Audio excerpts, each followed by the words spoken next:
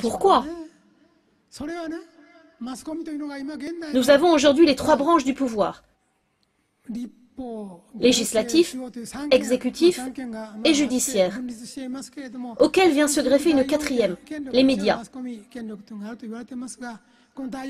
qui de fait agissent à présent comme l'autorité principale.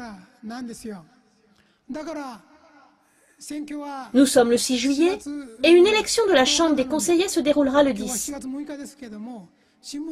Mais la presse du jour désigne déjà la répartition des sièges obtenus par chaque parti.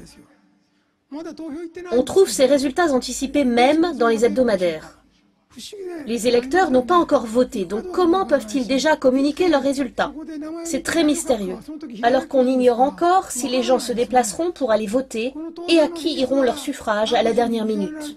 Cette intimité du choix est garantie à chacun, donc pourquoi les médias connaîtraient-ils le nombre des sièges remportés 4 jours avant l'élection? Je ne peux pas en saisir la raison. Les médias diront probablement que ce sont là des projections basées sur des sondages représentant donc l'opinion du peuple. Bien sûr, par certains aspects, ce n'est pas faux.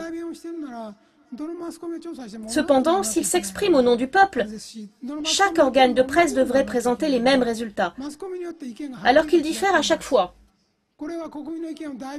Ce n'est donc pas la voix du peuple qui s'exprime, mais celle du propriétaire du média concerné, influençant les résultats dans la direction qui l'arrange.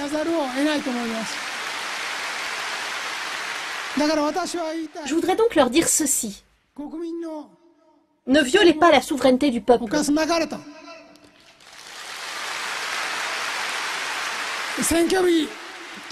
Le jour de l'élection, nous ne savons pas qui vote pour qui jusqu'au moment du dépouillement.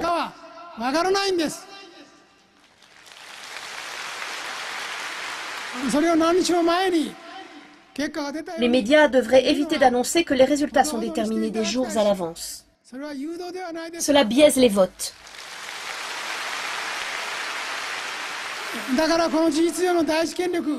Ce premier pouvoir de fait, les médias, est une branche qui n'est pas énoncée dans la Constitution. On nous promet tous la liberté d'expression, la liberté de parole et la liberté de la presse. Ces libertés sont pour chaque entreprise et individu. Il n'y a pas de clause spéciale relevant du pouvoir des médias.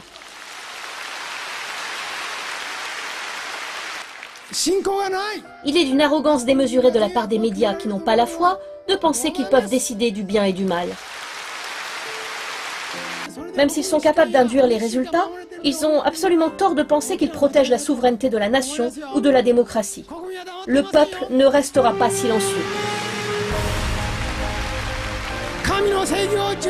Notre combat ne cessera pas avant d'avoir établi la justice de Dieu et construit une vraie nation religieuse.